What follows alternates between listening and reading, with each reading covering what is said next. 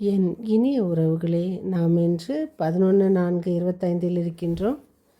இன்று வெள்ளிக்கிழமை சிலுவை பாதை. நாம் தினம் அன்னை மரியோடு இணைந்து சிலுவை பாதை செய்து கொண்டு வருகிறோம். தூய ஆவியே என்னில் இறங்கி வா, என்னை உம் வரங்களால் நிரப்பவா. அன்னையோடு இணைந்து நாம் தினம் தொடரும் சங்கீத தொடர்ச்சி 78, 31, 32, 33. இன்றைய வாசகம் எரேமியா 20:10-13. இன்றைய தூய நற்செய்தி வாசகம் யோவான் 10:31-42. இயேசு தம் பணிவாழ்வில் அவர் சந்தித்த எதிர்ப்புகள் பல.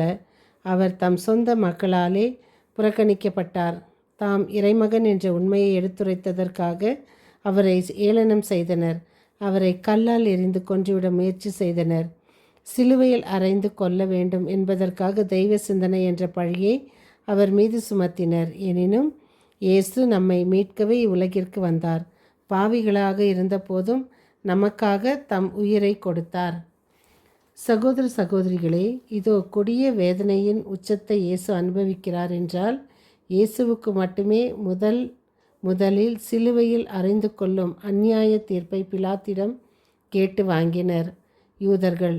அவர் கொல்லப்படும்போது கூட கொடுமையாக கொல்லப்பட வேண்டும் என்பது தான் அவர்களின் ஒரு அகங்காரமான விருப்பம்.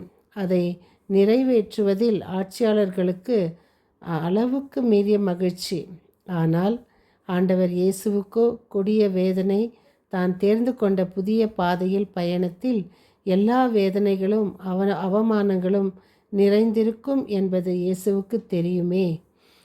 வேதனை இல்லாமல் பயணம் இல்லை, வலி இல்லாமல் வாழ்க்கை இல்லை.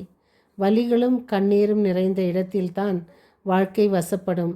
உண்மையும் நேர்மையும் அன்பும் தியாகமும் அர்ப்பணமும் நிறைந்த இடுக்கண் வழியில், அதாவது சிலுவையில் பயணம் செய்யுங்கள் என்று இயேசு இதைத்தான் சொன்னார்.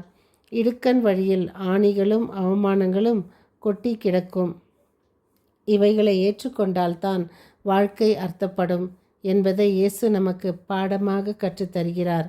அன்பர்களே, ஓவியன் கைவலி சித்திரமாகுது. ஒவ்வொரு வழியிலும் சாதனை உள்ளது.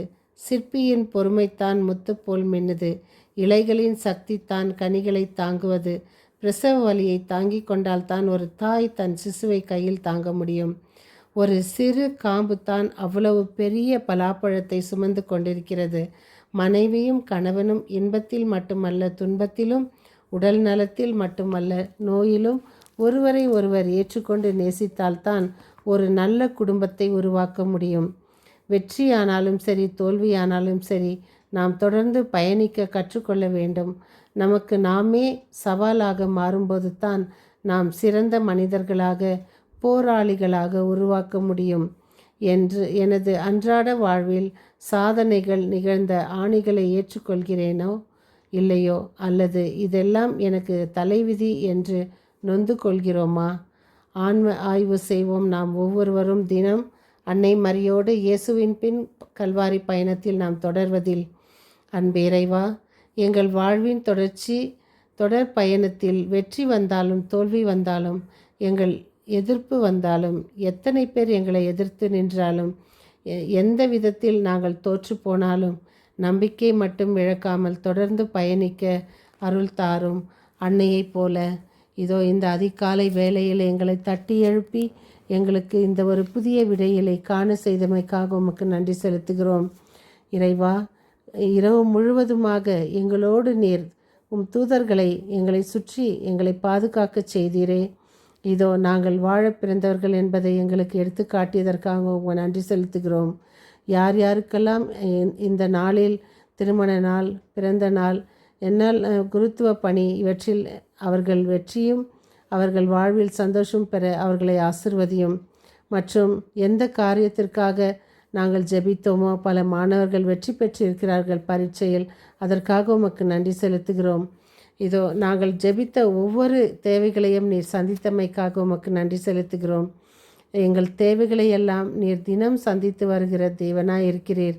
இதோ இனிமேல் எங்கள் வாழ்வில் வரும் ஒவ்வொரு நொடியும் உம்மால், உம் கையால், உம் வாழ்வால் எங்களோடு இணைத்து கொள்ளும்.